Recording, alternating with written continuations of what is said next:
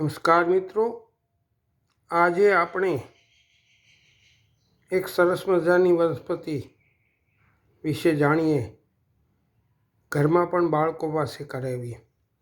પુસ્તકના પાના વચ્ચે ખીલું નવું પાન, પાન ફૂટી ઉગાડવાની રીત. કુદરતની ખરેખર અજાયબીઓથી ભરેલી છે. આજના વિડીયોમાં આપણે જોઈશું કે કેવી રીતે એક નાનકડું પુસ્તકની અંદર દબાયેલા પાન હોવા છતાં નવું જીવન ધારણ કરે છે.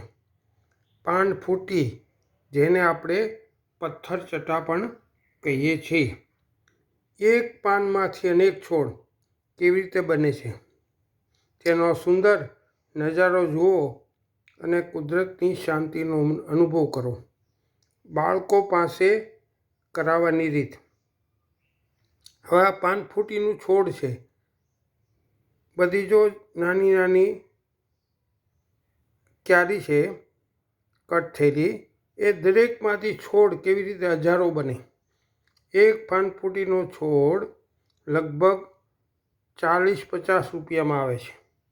પણ આપણે આજે બુકમાં કેવી રીતે બનાવવું જોઈએ. આ મોટું પાન છે. મેં એક સરસ મજાની ડાયરી લીધી છે. આ પાનને મૂકી દીધું અને આ ડાયરી આમ દબાવી દો. 15 દિવસ પછી દરેક પાનમાંથી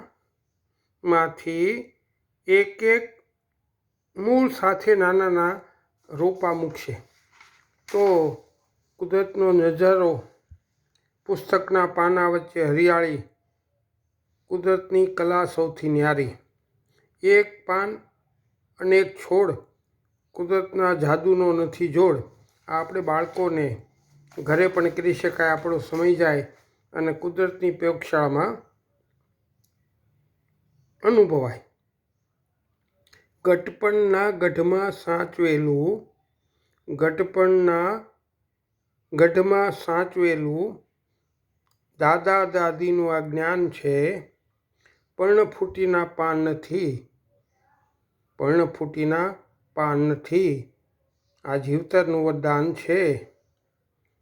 પથ્થર જેવી પથરીઓ ઓગાળે, મટી જાય કાયાના ખેદ. બુકમાં રાખી કૂપણ ફૂટે, એવી છે પાન ફૂટી. ચાલો આપણે ઘરે પ્રયોગ કરીએ અને કુદરતની પ્રયોગશાળાની તરફ પ્રયાણ કરીએ. જય હિન્દ, જય ભારત.